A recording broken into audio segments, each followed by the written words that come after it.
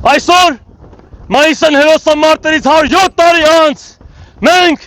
դրոյի ոգին կրող նոր սերունդը պետք է արժանի լինենք այդ մեծ հաղթանակներին։ Մենք իրավունք չունենք հուսալքվելու, նահանջելու եւ կասկածելու մեր ուժերին։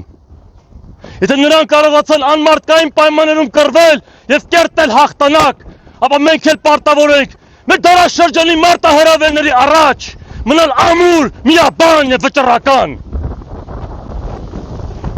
Դրաստամատ Կանայանը, մի մարդ, որի անունը վախ էր սփռում թշնամու սրտում, մեզ սովորեցրեց, որ հայրենիքին ծառայելը ազնական ու կուսակցական շահից վեր է։ Նրա օրինակն այսօր մեզ ասում է՝ մի հազդվեք, մի դավաճանեք ձեր ինքնությանը, մի կորչեք պարտվողականության մեջ։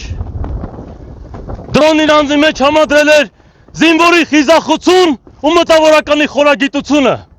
Նա գիտեր, որ միայն զենքով չէ, որ հաղթում են, այլ նաև երկաթե կամքով, ամուր ոգով, ասասան հավատով և ճշմարիտ նպատակի զորությամբ։ Մենք պետք է շարունակենք նրա գործը, ամրապնդենք մեր բանակը, հզորացնենք մեր պետությունը, երաշխավորելով մեր ազգի զարգացումը այս անբարեհույս աշխարհում։ Այսօր, այս սուրբ հողի վրա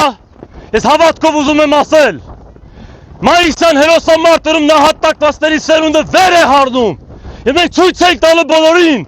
որ մենք արժանի ենք լինել նրանց ժառանգները և շարունակել անկախության համար նրանց պայքարը մինչև հաղթանակ։ Փառք Տրոյի հիշատակին, փառք մեր հերոսներին, փառք հայ ազգի մարտական ու հերոսական ոգուն, փառք անկախ, միացյալ ու հզոր հայքին, որն վաղն են կերտելու։